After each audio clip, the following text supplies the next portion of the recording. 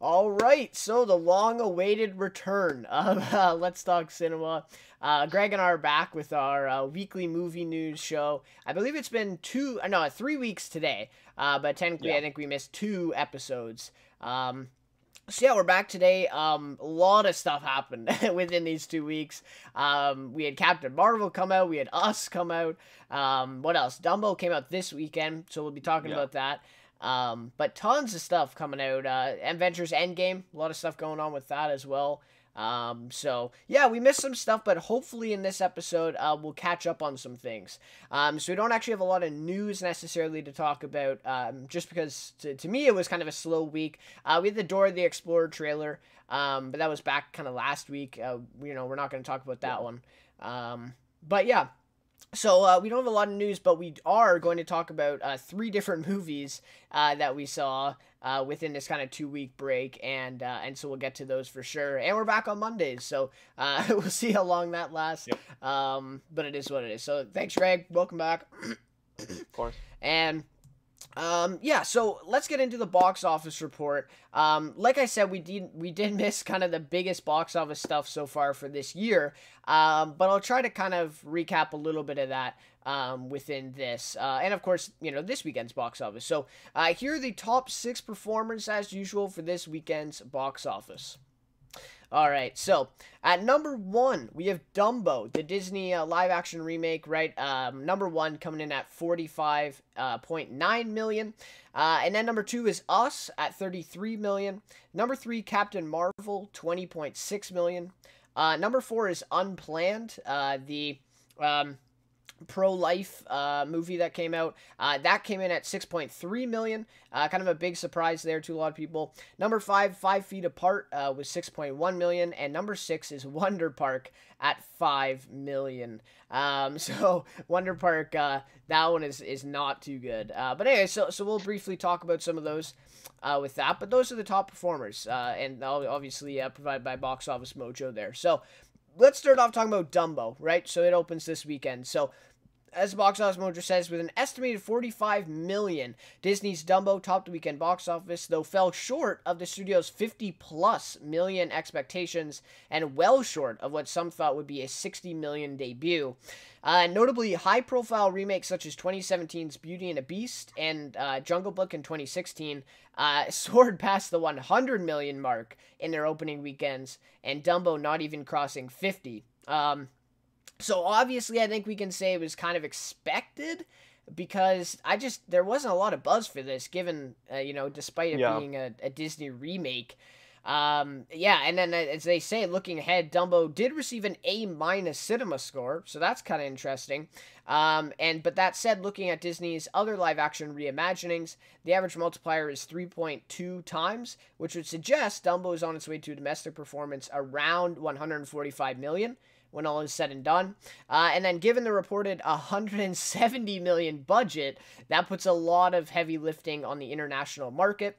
And it debuted this weekend as well, internationally, to an estimated 71 million. So obviously that 170 million budget, obviously you're going to add I think it's about half of that, or a little bit more, about 3/4 of that, for marketing, advertising, especially with a movie like this. It may even just be double that budget. So we're talking about a movie that is probably barely going to make Disney money, which is crazy to think about, a remake like this. But as I said, right, it kind of expected. Yeah, and I mean the reviews have been pretty bad. I think it was like a 53% on Rotten Tomatoes, or like hovering around that number, which obviously not too impressive, especially with early reviews. Um, it's a big cast, big names. Michael Keaton, Colin Farrell. I think there's some others. And yeah, it's not a major property. I don't think Dumbo is one of Disney's bigger properties, but it's certainly a well-known property. And I mean, you add in the fact it's a cute elephant. It's kind of a family-friendly movie. You would have expected it to do a little bit better, and even just it's very marketable. Obviously, it just wasn't a great movie and didn't deliver on kind of some expectations that Disney obviously would put on it. Yeah, and I mean, to me, this is actually a very good box office time, I think, for them, right? I mean, we're Sure. Captain Marvel. This is the fourth week, you know, Yeah. and us. I believe this is the third week, the third weekend, or we're going into the third weekend. Yeah. So honestly, I don't think you could have benefited from a better box office slot. Yeah. Um, so I don't think Yeah. that would contribute, but And I mean, us is a completely different demographic, right? I mean, exactly, it yeah, yeah, even that's a true. movie like Captain Marvel. Captain Marvel, it's not really a kids movie. And I mean, really, the only competition was Wonder Park, whatever it's called, Yeah. and obviously that looks pretty bad. So Mm-hmm. they really had a good opportunity here. And I think I don't know what spring break in terms of the U.S. and stuff, but certainly, it's in that area, it's in that time where a lot of people are taking vacation. So it's a good opportunity, and I think they just kind of squandered it. Yeah, just disappointing. You know, Tim Burton obviously behind this one. So you know, I guess that's notable Yeah, too, and right? also a big direct. Yeah, I didn't even realize that big director behind it. Yeah, yeah. So you know, it's interesting, and you know, to be fair, I mean, you talk about Lion King, Aladdin, Dumbo, right? Dumbo was kind of the odd man out, I would Yeah, say. You know, even Aladdin. I mean, everyone's talking about Lion King and Aladdin to some extent with the trailers and stuff, but I never heard the same kind of discussion about Dumbo this whole time. no. And so to me, this isn't that surprising. But I mean, the expectations were still upwards of 60 million, and they didn't even get to that. So, anyways, we'll have to see, you know, where that goes and if you know, how much money they end up making with this movie.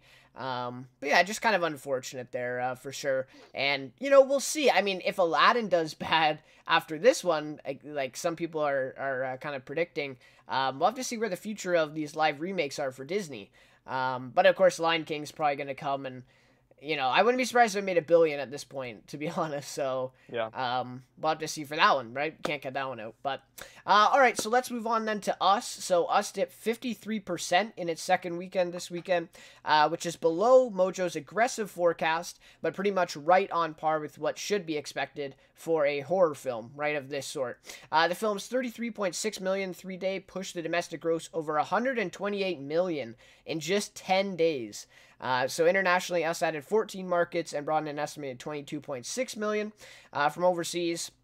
And now the worldwide tally is just shy of 175 million, which we have to remember, it's a horror film. Like, you know, it is pretty crazy. Of course, it's Jordan Peele coming off of Get Out. So, you know, the box office numbers, I think a lot of people expected this. But I still, you know, you got to remember, I mean, this is a Blumhouse production, right? Yes. Horror movie, and you know, Universal was distributing it, but the budget wasn't that big for this movie either. So, really, really huge success for Jordan Peele.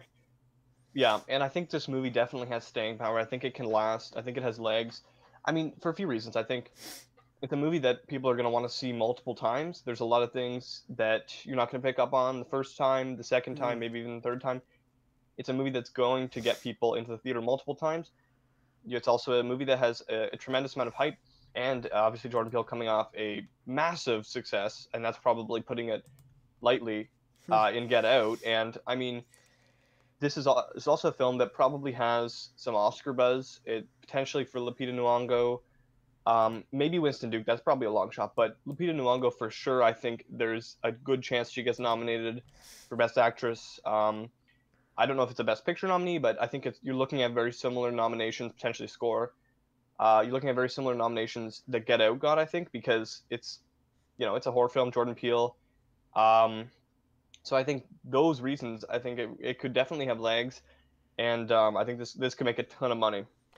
Yeah, and you know, pair the critical acclaim, right, with a really successful box office, and obviously that's, you know, the perfect, you know, the perfect situation. Yeah, So I definitely think we'll be seeing another Jordan Peele movie similar to the yes, Get Out and Us style after this one. I mean, wow. You know, I bet, you know, some people were kind of doubting this one, and I think the overall consensus is that this one isn't quite on par with Get Out. Right, you're gonna share your yeah, thoughts on it later, actually, so we can discuss that. But Yeah, so I think, still though, I think it's a really big success. And like you said, we'll have to see Oscar season if that is what it is. And I still find it interesting that they release Us in March now, right? Get Out in February, and yet we're probably still going to see them talked about in the Oscars, right? Yeah. By the end of the year. So it is Yeah. interesting that they're doing that. I wonder if then the next Jordan Peele movie will be released a little bit closer to. Yeah. For I that think Oscar, but it definitely it depends if he stays on this horror slash suspense, thriller, whatever you want to call it, theme or genre, I should say. It mhm. kind of depends, because I think this formula has worked for him. Releasing it in the first half of the year and even in the first quarter of the year. Um, so we'll see, or first third of the year. So we'll see, but yeah, should be interesting to see. Yep. Okay, so Captain Marvel lands in third, dipping 40% as it begins its fourth weekend in release, with an estimated 20.5 million 3-day this weekend. So this pushes the film's domestic gross over 353 million, as it currently ranks as the 8th largest domestic release in the Marvel Cinematic Universe. And then internationally added another 26.4 million, pushing the overseas total to 636.8 million, and a global tally at 990 million. So by this time next week, it'll most likely will hit a billion, right? That's the title of today's episode too. That it's going to be crossing a billion very soon. So yeah, as Box Office Mojo says, so soon top 1 billion, becoming the 7th film in the MCU to reach that mark, and the 38th film of all time. So pretty crazy stuff. The 7th MCU film to reach a billion. Yeah. Just insane stuff, right? Yeah. And we did a video actually a couple weeks ago, right before it came out, about box office wise, and I think we were both at around 800 million, right? Yeah. We thought that Wonder Woman would probably, wouldn't make quite as much as Wonder Woman, but yeah. Yeah, this is a little bit surprising to me, at least. Again, the reviews I think have been pretty good. Mhm. Um, kind of. I mean, there's been people who have spoke out, whether on YouTube or just bigger critics who haven't necessarily liked it. But then you look at something like Rotten Tomatoes, it's favoring it pretty well. I don't know what the Metascore is, and I'm not sure what the Ebert rating is, but overall, I think the reviews have been positive. Um, but I'm still a little bit surprised at just making this much money. Even in the global market, I'm not sure what you said the global numbers were, Yeah, but 636 million. which is Yeah. it's pretty surprising to me because this feels like a very North American movie. It's very American.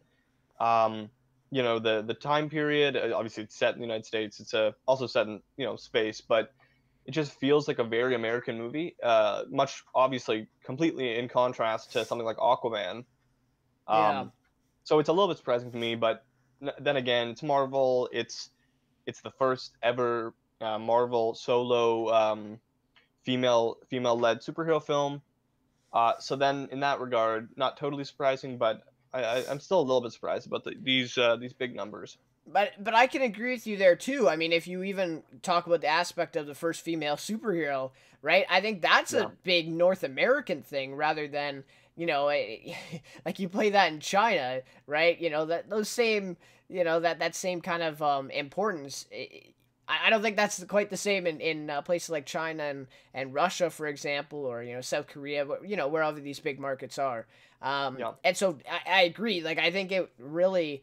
I thought this was going to be, the domestic was going to be massive, but the Yeah. international would kind of Yeah. fall down. And that's it's been the total opposite. So yeah, it's really interesting. And to get to a billion, obviously you need huge international market. Yeah. And that's what they've done, except if you're Black Panther, right? They did amazing Yeah. domestically. Yeah. And not to be But too cynical about it, but I think Avengers Endgame coming very shortly definitely helps Captain Marvel. mhm. And even to give it some legs long term, I think it definitely helps Captain Marvel. And like I said, I'm not trying to be cynical about it. I'll share my thoughts with the movie later, Yeah. but I think it definitely helps. It aids the movie, much like I think Ant-Man and the Wasp. I think that was a little bit. Was that before Infinity War? I can't remember now. I may be off on that. I May have think been after actually. Okay. Yeah, I'm It was, I can't think it was remember. after, so that doesn't Okay. necessarily hold up. But yeah, I definitely think Avengers Endgame is going to help this, or has helped this movie in terms of box office. Well, and I mean, you kind of have to see this one, right? Going into Endgame, Yeah, right? Everyone, and even yeah, if you hadn't seen it right now, like you said, that staying power, right? If this is still in theaters, I think I saw this thing like 25 days away to Endgame now. yeah, So, if we get closer to Endgame, you haven't seen it yet, you're probably going to go out and see it before the movie. yeah, So, and everyone's going to see Endgame. So, yeah, uh, yeah, so it's going to be interesting to see. But yeah, so Captain Marvel is going to be a member of the $1 billion Club coming up, probably actually in the next few days, to be honest, but definitely by next weekend. So to end things off here, I wanted to just talk about this one. I wasn't sure if you knew about this one, but The Beach Bum from yeah. director, okay, from Harmony Korine. Rounded out the top 10 as it was unable to deliver on even the lower end of expectations, bringing in just 1.8 million from 1,100 theaters. So this one was starring Matthew McConaughey, Isla Fisher, Snoop Dogg, Zac Efron, Jonah Hill, Martin Lawrence, and Jimmy Buffett makes a cameo as well. So again, I mean, this isn't a huge surprise. It's kind of a stoner movie. Right, Matthew McConaughey's character's named Moondog, so that kind of sets the tone for the whole thing. But I will say the director of this one, Harmony Korine, was also the director from Spring Breakers, right, with James Franco, Selena Gomez, that one. And Vanessa Hudgens, I think, is in that Right. too. Yeah, And so that same type of feel, right? And I think you and I watched Spring Breakers, yeah. and we were just I like, think, "What the hell is going on?" Right? Like, yeah, so I think Beach Bum is much more of a comedy. I mean, Spring okay, Breakers. You remember? I don't remember too well actually, but you remember it somewhat. Probably, yeah, it's not. It's kind of a darker movie. It's not. I mean, James Franco's character is funny, probably not necessarily on purpose, but it's definitely a darker movie. yeah. Whereas I think Beach Bum's a lot lighter, like you said, kind of a stoner comedy. Um, what week is it in? Did you say what Like, what the do you Beach mean? Bum? Like what week? What weekend is it Oh, in? like this was just its opening weekend. Yeah, Oh, this was opening yeah. weekend. It only opened to Okay. 1.8. Yeah, yeah, Oh wow. Okay. yeah. I thought it had already opened. Okay. Wow. But and I just make this point because of this cast. I mean, yes, you give the premise. Obviously, it's not going to be something for everybody. But Yeah. you're talking about a Jonah Hill, Zac Efron, Matthew McConaughey, Yeah. Isla Fisher. Like those are pretty big names. To come on for this, Yeah. and obviously it's going to lose some money. But I don't think the budget was too big, to be honest, either. But No. anyways, I mean, I saw some ads for it a couple weeks ago, and I just thought it was worth mentioning here. But yeah, Yeah. 10th place this weekend. So, all right, to end things off, then coming next week, we got two big ones next week. Obviously, Shazam is coming next Yeah. week. So I know a lot of people already saw it. I was thinking of going too on that special day where they opened it up or whatever, Mhm. 2 times or something like that. But that's okay. I'm not a big superhero guy, so I'm okay with waiting a little bit. So Shazam's coming, and Stephen King's Pet Cemetery is Right. also coming out next week. So that'll actually be interesting. I think Shazam's obviously going to get number one. But we'll have to see how Pet Cemetery and Us kind of compete there, right? They're both in the horror Yeah. genre. And then we get the Best of Enemies. That one with Tahari P. Henson and I forget the other guy. Pretty big actor as well. But Okay. anyway, so that's coming out too. I think a comedy. And so that's kind of an interesting one there. But anyways, so two pretty big ones there coming out next week, and we'll have to see how that goes to the box office. And again, another point. I mean, where does Dumbo fit into that, right? Like they're Yeah. probably nowhere to go but down for sure. But anyways, we already did a little bit of a debate on Shazam and Captain Marvel, who will make more at the box office. So obviously now we know Captain Marvel is going to hit $1 billion.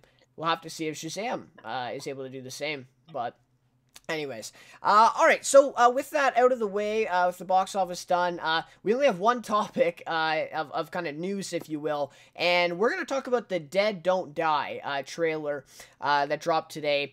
This was is the Adam Driver, Bill Murray zombie comedy, right? Is it a drama? Is it I don't know. I think it's more of a comedy. okay? That's what I mean. Yeah, I think it's based on the trailer. It looks more like a comedy, but yeah, Yeah. Yeah, so the dead don't die. You know what? Before this trailer, I haven't even heard of this before. So obviously kind of a zombie land, kind of zombie, Yeah. comedy type of thing again. And you mentioned to me too that Bill Murray is makes an appearance in Zombieland too. Um, not Yeah. the second movie, I like also, but Also, yeah. yeah. But yeah, so it'll be interesting to see him in this. I wonder if we'll get probably some references or something like that. Probably. But anyways, so the description here, just quick. The release date is June 14th, 2019. The synopsis, the greatest zombie cast ever assembled, starring Bill Murray, Adam Driver, Tilda Swinton, Chloe Sevigny, Steve Buscemi, Danny Glover, Caleb Landry Jones, Rosie Perez, Iggy Pop, Sarah Driver, RZA, Selena Gomez, Carol Kane, and Tom Waits. And then it's written directed by Jim Jarmusch. So again, I hadn't heard about this one before the trailer. But what were your thoughts of the trailer first? Yeah, I think it looks interesting. I'm definitely intrigued. I'm a big fan of Zombieland, so anything that kind of follows a similar temp, like it looks like a similar movie, definitely has me interested. Obviously, Bill Murray, Adam Driver's terrific, Tilda Swinton, and all the other people you mentioned. I'm not familiar with the writer director, at least by name. If I went to his IMDb page, I might recognize some stuff, but um, yeah, I mean, it looks interesting. And we'll just have to see when it comes out. But definitely, the trailer is intriguing, and I hadn't heard of this movie prior to seeing the trailer, but definitely intrigued. Yeah, I mean, I was intrigued too. I thought it was actually pretty funny. Some of the stuff in here, just a lot of charm. I think that's what I kind of thought of after I saw it. And obviously the zombie thing, right? I mean, we have Zombieland. We already mentioned it, right? This kind of concept has been done before, but we'll have to see what they add to it. And kind of how they decide to do this. Obviously, it looks kind of like a smaller budget movie. It's not, going to be anything too big. But I do feel like it's going to be interesting as well. Kind of maybe, maybe small time comedy just to kind of take us out of, in the summer, right? Because there's a bunch of big movies hitting in June and July. If you look at some of the dates here, and I just did a couple days ago again, but so this will be a nice little kind of break, I guess, in between for the summertime. And yeah, Bill Murray and Adam Driver, really great. Obviously, Adam Driver, just in Black Klansman, right, nominated for Best Supporting Actor. Yep. He didn't win, but yeah, so he's kind of on a streak, and of course Bill Murray is, a classic. Can't go wrong with him. So yeah, Selena Gomez is in this one too. So that'll be interesting to see. It does look like some of these actors probably will have very small parts. That's what I'm kind of thinking. I think you're looking at. Yeah, I think you're looking at Bill Murray, Adam Driver, Tilda Swinton, and then whatever the actress, the other police officer actress. I think you're looking at those four, and then you're looking at probably Buscemi showing up at some point for a little bit, Danny Glover, Selena Gomez, Caleb Landry Jones, just kind of having smaller roles. But I think you're looking at those four probably at the forefront of this movie would be my prediction. Yeah. So probably something like that, a little bit of an ensemble then to back things up. But yeah, so I'm excited for it. Hopefully we'll be able to see it then in June. And yeah, it just seems like kind of a fun movie, a zombie movie. Yeah. Of course, big fan of Walking Dead and most zombie stuff like that. And I have seen Zombieland. It's been so long that I really don't remember a lot of that movie. But I know the second one's coming out, so I do want to rewatch it and before I see the second one. But anyways, so if you like Zombieland, I'm sure this will be entertaining for you. And there it is. So there's the trailer for The Dead Don't Die, and I'm sure we'll see another trailer before June before it hits. This is just the first one released. So, all right. So, let's get to our, usually we call this Film of the Week, but this we've got Films of the Week. So Greg's going to give us a review for Captain Marvel and Us. So we saw both of those during the break, and then I saw Dragged Across Concrete just 2 days ago. So then I'm going to give my review for that. Greg will give his review for those two. So how about you'll do one, I'll do mine, and then you do another one.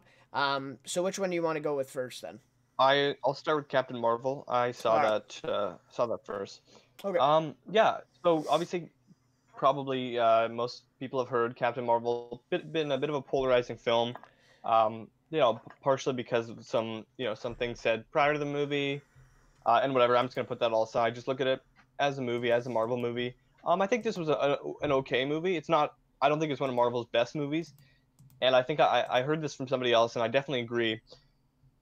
It does not feel like a Marvel Phase 3 film. It feels very much like a Phase 1 film where they were still kind of getting their footing. Iron Man's a really good film. Captain America: First Avenger is fine, and Thor is fine, and even Hulk is fine. It's kind of like those movies. It's okay. It's kind of a very basic superhero origin film.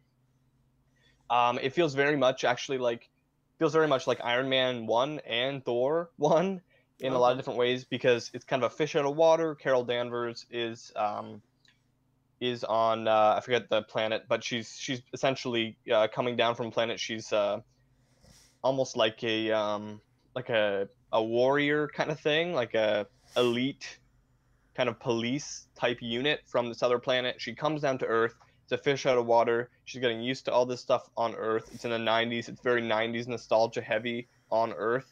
Like she crashes into a blockbuster. She's on a payphone. There's some other references, some other bands, stuff like that.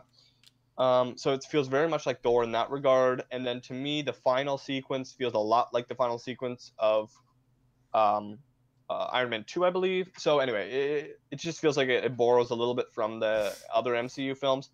Um, talking about the movie as a whole, I think it's fine.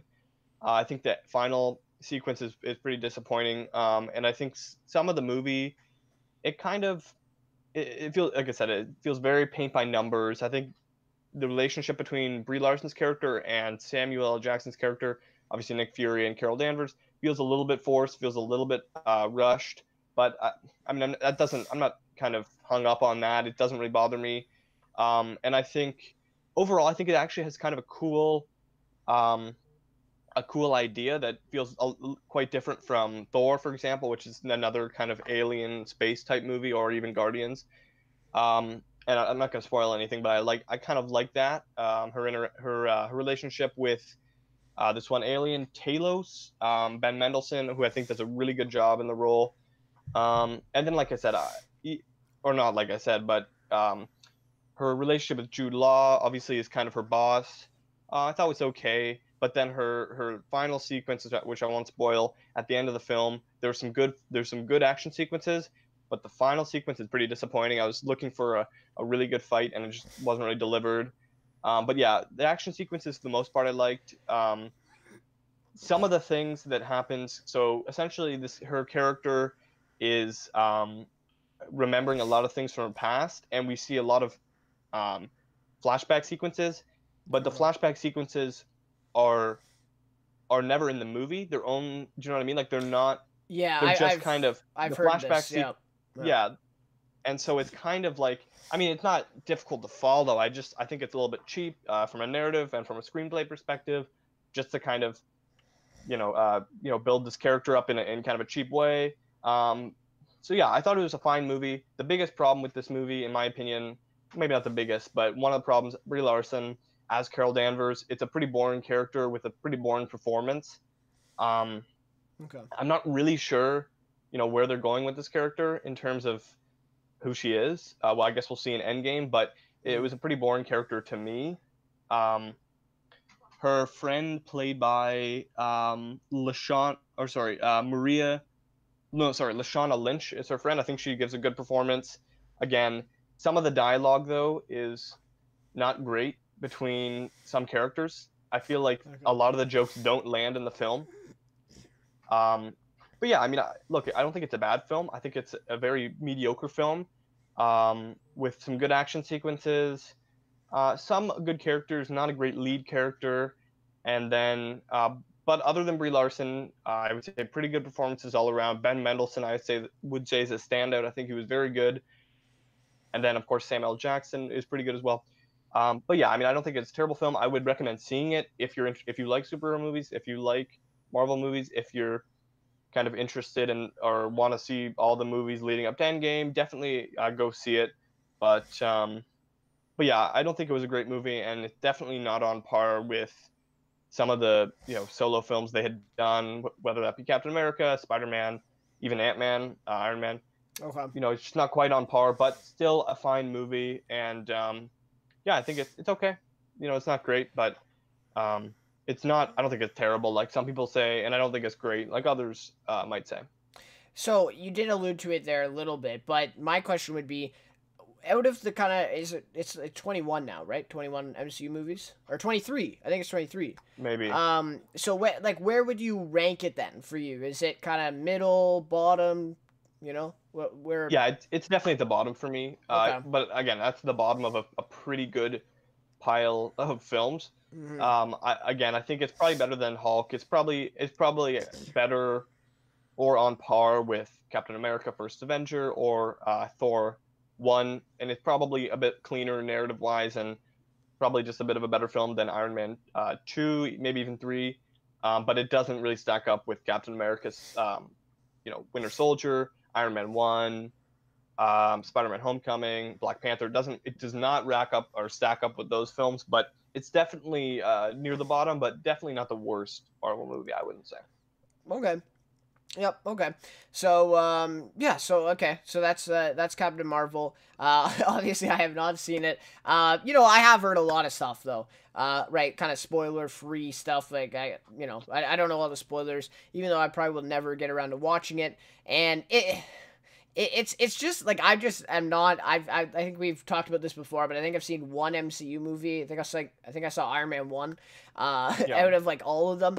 And so it's just not something that would typically interest me. And there's a lot of buzz around it too, as you mentioned right off the top. That I feel like really kind of made this film divisive. Even though I mean, it didn't need to be, right? No. As a film itself, just looking at it, it really wasn't that type of film. But I think obviously the stuff behind it, Yeah. stirred up some stuff. But Yeah. And yeah, yeah, it can be a little bit in your face sometimes, but okay. for the most part, not too much. Yeah, and I mean, I think they kind of stray away from that in most of these superhero films, or at least they have in the past, I think. Yeah. And this one, it's obviously a little bit heightened, right, with the kind of stuff that they were going for, I guess. But yeah, I mean, I think a lot of people are kind of now curious of what her role is going to be in Endgame, right? I think that's what it's going to come Yeah. down to for a lot of people. So yeah, we'll have to see what happens with that one. But anyways, thanks for sharing your thoughts for that one. All right, so I'll share my kind of quick thoughts for Dragged Across Concrete. So this one is a little bit weird. This one came out in 2018. I believe it's at the Toronto Festival. And it's kind of a weird release because I think they originally had someone to release it and then they decided not to, and then it was kind of delayed, and so now it's come out in limited theaters and on demand. Is kind of how they're releasing this movie. And so this is from director S. Craig Zahler. Have you heard of him, by the way? Nope. Okay. So he's behind Bone Tomahawk and Brawl in Cellblock 99. So I think that's what it is. So I haven't Yeah, seen. I think Vince Vaughn's in that movie as well. Yeah. Yeah, so I haven't seen those other two films, so I kind of went into this one. I did watch some reviews, and I read some stuff about it, just so I was kind of prepared. Let me tell you, I mean, this is not a movie for everyone. I Yeah. actually really quite enjoyed this movie, but it really is not for everyone. I mean, it's closer to 3 hours than it is 2. It's about 2 hours and 40 minutes, give or take, and it's a really long. I mean, slow burn. It gives slow burn a whole new definition. And that's my kind of main criticism. Although I felt like it worked really well. And that's S. Craig Zahler. I think his other two movies have been like that too. He just likes that kind of vibe, and you know what? I kind of bought into it too. But I do feel like you probably could have cut it by about 15 or 20 minutes, and it still would have been just as effective. So, anyway, of course the stars Vince Vaughn, Mel Gibson, and then You have Tracy Kittles and Jennifer Carpenter. I think those are kind of the four big ones in this one. And obviously Mel Gibson and Vince Vaughn are awesome. Maybe the best part of this movie. Just the, got a charisma that they both have, and that chemistry on the screen is great. I'm not sure if they worked together before. Vince Vaughn was in Hacksaw Ridge, right? Mel Gibson directed that. Yeah. But I'm not sure that they've been kind of starring beside each other before. And if they haven't, I'm pretty surprised because they were really great in this one. Tracy Kittles, his character is actually, he's from Colony on the TV series there. And he was actually a really good character too. So obviously full of twists and turns. It's, a movie about kind of crooked cops that get their, suspended for a few weeks, and they kind of are out of options, right? They need, and of course they get suspended for excessive force or, police brutality, if you will. And, they're kind of out of options, right? So they kind of go into the crime underground or the underworld, to kind of, get some more money and kind of be able to do something, I guess. And so they end up obviously getting in over their heads with this huge kind of crime gang or group. And of course that gets them into a whole lot of trouble. So yeah, I mean, I really did enjoy it. Again, it's not a movie for everybody. There's a scene in here. It's about a 10-minute scene of Vince Vaughn chewing a sandwich in a car. Oh. I mean, like, it's like a good, I would say like 5 to 8 minutes, and it's literally just him chewing a sandwich and Mel Gibson, like, kind of making fun of him and saying that he's taking forever to eat the sandwich. But it just flows so nice with what happens. And then the last half hour of this, it's like, you're just on your seat because the whole movie has been building slowly to this. And then there's a bunch of twists and turns at the very end. And it's very interesting. So, again, just kind of that overall theme that the director was going for. He wrote, directed, and composed the music for this one too. It is kind of, I think it's an indie film, but it's obviously being distributed a little bit more into some theaters now. But anyways, a lot of people think that it's his second best so far. Again, I haven't seen the other two, so I'll have to take a look at those as well after this one, because I actually quite enjoyed it. So there are some concerns about it, along with his other two films, that, they are kind of, white men kind of centered. There's not a lot of diversity and kind of current themes in it. It's a lot of kind of old stuff in there, which a lot of people have come out against. But to me, it's tough to judge, because as a movie, I feel like it works really well. So I don't think you can necessarily judge and say, oh, well, you should have focused on a woman character more. But if you look at the story and you watch the movie, it just wouldn't make sense. And he does have a couple, or at least one kind of real powerful woman arc story in it. Although she's not, one of the main characters, I still feel like it's pretty good. Jennifer Carpenter does a great job. So, obviously there's some criticism for this director. And, Vince Vaughn and Mel Gibson, of course, kind of, known, right, as, I don't know if conservative or whatever. So it's definitely, it's got a lot of criticism, but as a movie, I think it works really well. But yeah, those are my thoughts on that one. Sorry for kind of rambling on a little bit, but that's that. So anyways, now talk about Us. Totally shifted gears here to this one. But yeah, all right. So obviously Jordan Peele writes and directs the film. Lupita Nyong'o, Winston Duke, Elizabeth Moss, Tom Heidecker, then the two children, Shahadi Wright Joseph and Evan Alex. So right off the bat, I mean, I think I enjoyed this film, and I'm not a horror film fan, but I appreciate good films, and this is I think a really well directed film. There is the score for this I really enjoy. I think it's very good, very fitting, and it's really, really like kind of disturbing, kind of haunting, and a really good score for this horror film. There's for me, I think I wasn't totally on board when there was kind of a shift in the tone, or even almost the subgenre. I'm not going to give anything away, but almost the subgenre of this film, it kind of shifts gears. But like I said, I'm not gonna spoil anything. But so I wasn't totally on board with that. But definitely the first hour-ish of the movie, really, really on board and really liked. The last, however long, hour or 40 minutes, whatever, wasn't necessarily for me. It wasn't my favorite, but Okay. excuse me. The performances all around are really good in this movie. Lupita Nyong'o, specifically, like I said before, probably an Academy Award contender. I would think at least. And maybe even for me, I think the score definitely is a contender. I mean, it's early, but it just kind of it's really good, I believe. And even Winston Duke, really good. Both children, really good. Elizabeth Moss and Tim Heidecker, sorry, as the Winston Duke and Lupita Nyong'o's friends, very good. But yeah, I mean, there's some definitely some interesting undertones to this movie. Some really cool imagery, and yeah, I mean, it's pretty creepy. It's pretty disturbing at times. Um, and yeah, I mean, I enjoyed this film. Like I said, I wasn't totally on board with a shift in tone, if you will, that this movie did about halfway through ish. But yeah, and look, there's a lot of funny moments in this movie too.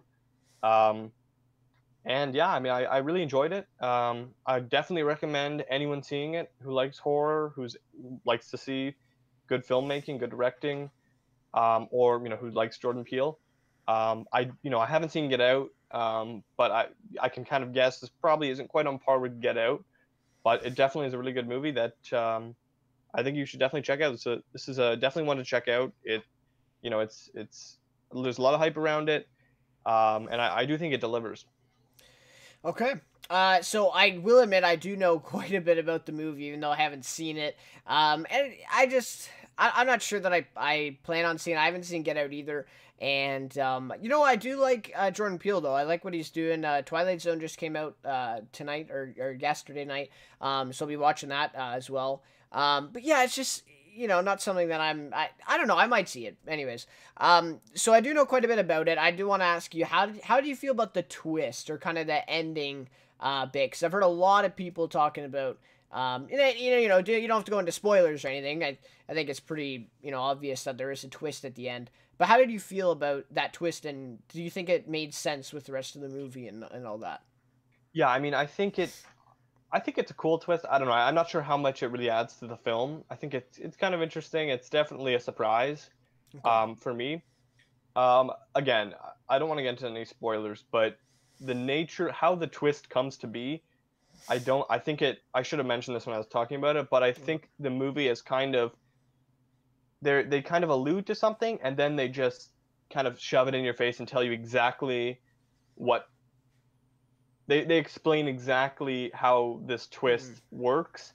And it's not like an imagery, it's not like an undertone, it's nothing like political. It's just, they kind of shove it in your face and explain the whole thing to you, and I felt there was it was pretty unnecessary, and it was just it I don't know, it didn't add anything to the film. And it's like when somebody explains a joke, it's like, you don't need to explain the joke, we get the joke. And in this case, if you don't understand what's happening, I mean, I don't know, I think it's pretty easy to understand. I don't think he needs to kind of explain all this.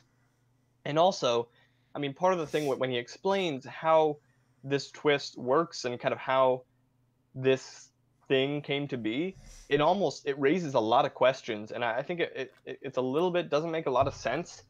Okay. Yeah. The big kind of idea, I don't think it makes a lot of sense. And honestly, I think it was kind of it was not aided at all by kind of explaining this. But yeah, I thought the twist, it was surprising. It was a really, really nice final scene, actually, that Okay. involves the twist. But yeah, I mean, I don't think it needed to happen, but I thought it was a fine twist. It was kind of cool. It was unexpected. Okay. Yeah, just I think a lot of people are kind of echoing that thing about, explaining the whole thing and then really kind of putting the rest of the film and the narrative into kind of, disrepute or disrepute, right? Yeah. Um so yeah, that's an interesting one too. And I feel like, again, I was thinking even before, obviously I still haven't seen it, but I was thinking, oh, like it sounds like a really great idea. This will probably be another screenplay nomination for Jordan Peele, right? Because Yeah. he won with Get Out, and that's what I was thinking. But now that I've heard a bunch of people talk about this, I don't know. Maybe that will affect that, and maybe that means that he won't get nominated for that this year.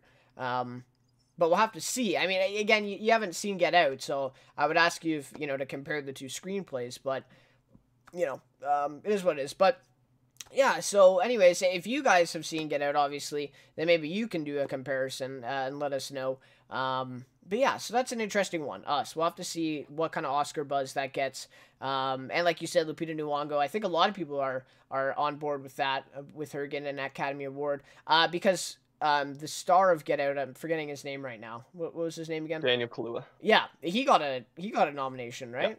Yeah. And so I wouldn't be surprised at all if Lupita Nyong'o gets a nomination for this as well. But anyways, so yeah, those are our movie reviews for 3 of the films that we saw during the break. And hopefully we'll be able to see a film this week. We got Shazam coming out, so hopefully we'll be able to see that. And yeah, that pretty much does it for that. So, all right, let's end things off then, of course, with our question of the week. I thought this would be an interesting one because, of course, we have Endgame coming up in about 3 weeks, and then we have Shazam coming out next week. So, and again, this question does have an obvious answer, but just to have some fun, I like to compare the two here. So, and of course, we want you guys to answer this one too and let us know. But which universe has a better future after 2019? So we're talking after Avengers Endgame, after Spider-Man Homecoming 2, right? And of course, after Shazam. So the MCU or the DCEU, who has the better future after 2019 going forward? So what do you think about this one? Okay, so I'm going to come in with kind of a hot take here. I'm going to say DC. Okay. The reason is, if you look at the Marvel Cinematic Universe, you're looking at a very complex, so many different characters, so many different storylines at the same time. You have 4, 5, technically, films with every character in it, and then a bunch of solo films. It's very difficult to do. DC showed that it's very difficult to do that. X-Men has struggled at times. Even Star Wars has missed on quite a few movies. It's pretty difficult to have this massive universe and then separate movies being a part of it. MCU did a great job, but I'm not sure if it's repeatable. If it's a formula that they can do again. I'm going to say DC because what DC is doing, this new direction they're going, they're making solo movies that aren't really connected. It's a lot easier to make a lot of good movies that aren't connected rather than have all these movies connected in a very complex, universe that's been happening, or that's been 11 years in the making, and just piggybacking off that, losing Iron Man, losing Captain America, losing Thor, losing potentially Hulk and whoever. I mean, there's these people that have built up the franchise, and they're just kind of handing it off to people, like like Spider-Man or Black Panther, Captain Marvel. And I mean, what I said about Captain Marvel, I just think DC has a better chance. I think they've shown Aquaman, Wonder Woman, these solo movies that are good. Shazam has been getting good reviews. These solo movies that aren't connected, that have had a lot of success, and the Joker movie coming out, I think it's just a better formula for success. And I think I don't know if they have the better future, but I think they have the better chance to succeed long term. All right. I was hoping that you'd go with MCU because I don't think I know enough about the MCU to kind of make a big argument against that. I guess I'll go with DCU too. Probably for the same reasons. The MCU, of course, has been very successful for many years. But as you alluded to, I think after Endgame and, Spider-Man Homecoming 2, I think, like you say, they may possibly lose quite a lot of these characters, or at least the cast, right, for these characters. And really the only Marvel movie that we know right now, I think, is Black Widow, right? That's coming in 2019. And then the DCU, we know Wonder Woman is coming out 2020, I meant. Wonder Woman 2 is coming out 2020. I'm not sure what else they have planned for 2020. But I think I'm going to jump on that wagon with you, too, about the kind of solo, unconnected movies. We talked a little bit about this with the Shazam box office video that we did, saying how, the DCU might actually be you know, in a better place right now than Marvel without all these connected universes. Now, why I made this question specifically for after 2019 is because Avengers Endgame can make $2 billion. You know, like, it's going to be a massive film, and Spider-Man Homecoming 2 could even make, you know, $1 billion, to be honest. Yeah. So I think it's after Spider-Man Homecoming 2. I think Marvel Universe is going to go through a big change. And, you know, it definitely is looking like that. And so I think if the DCEU... Now, we have to keep in mind, does the DCEU continue this course? Or do they go down the hole again and try to do a Justice League again, right? So that's, you know, if they stay on this course, though, I would have to agree. I think they, you know, obviously, the MCU, any movie they put out in 2020 is probably going to make more money than the DC movies. Yeah. But going forward, long term, I just don't know if this Marvel thing is sustainable for much longer. Yeah. I don't know. That's just how I feel about it. And so I think the DCU kind of template, again, if they stick to it, will be sustainable. I mean, so they're already talking about Aquaman 2. That's already been confirmed, right? So we're going to get Wonder Woman 2. The reviews for Shazam have been amazing, so I wouldn't be surprised if we get a sequel for that even. You know, Wonder Woman 2, Aquaman 2, Shazam 2, or whatever. They just keep making sequels for these individual movies, and they could have something really good. You mentioned the Joker movie. That's going to be a really interesting one to see how well that one does. That's this year, yeah. So that's going to be really interesting, actually. But yeah, so sorry, any final comments? Yeah, I can make a pro Marvel argument too, just really quickly. Yeah. So yeah, DC, it's completely unproven. You have a few movies. That's Aquaman, a good point. That's a good point. Yeah. Aquaman is a massive blockbuster. Didn't necessarily get the best reviews. I think it thrived partially because of the international market, also because it's a disposable action movie. Wonder Woman is really its only hit so far. Again, I haven't seen Shazam, you know, but obviously got pretty good reviews. But it's more of a comedy. I think it part of the reason it works is because it's not really connected to this massive universe, which again, what I said before is they're going solo with DC. But then you have Suicide Squad 2 coming out. We have no idea what that's going to bring. Birds of Prey movies coming out. No idea what that's going to bring. The Joker movie is a big question mark. It could be a massive success or it could be a massive failure. I mean, there's a massive question mark about that. Batman, Ben Affleck is out. That's in turmoil. Henry Cavill's probably out with Superman. That's in turmoil. I mean, they lost their two biggest marketable characters. And then Marvel, it's a pretty easy argument. They're proven. Spider-Man Homecoming is a really good movie. Black Panther's a really good movie. Captain Marvel is fine. You know, and they might not do these big team-up movies. And look, their solo movies are looking good with this new with these new characters. I like the Ant-Man movies. So maybe Marvel won't do these team-up movies too soon, and they'll just kind of build up their new characters. And I mean, so far those movies have been good, and there's just a bigger sample size for Marvel with even this new group of superheroes than DC at the moment. So. Well, and you make a good point with Black Panther 2, right? You know, that's coming. They'll probably make a Captain Marvel 2, right? Hit $1 billion, so for sure. Ant-Man 3 potentially. Yep, and Spider-Man Homecoming, they'll do a third one of that. And Black Widow movie. And the Black Widow. So, and I mean, like, honestly, all of those could make $1 billion, like, right? Like, if you think about that, like, Black Panther 2, I think that's a given at this point. So, you know, obviously, I think you're right. I think just kind of for the fun of it, though, the DCU argument is very interesting to explore going forward. But and, you know, to be honest, I would tend to say DC. I think there are definitely arguments for Marvel, but just in my opinion, I definitely see what DC is doing in the future as being more sustainable. Again, we'll have to see Suicide Squad 2. I think James Gunn is still going to direct that, which should definitely be a positive. Birds of Prey, absolutely no idea it's Harley Quinn and Margot Robbie, but I mean, she was in Suicide Squad in the movie. Terrible. She was great.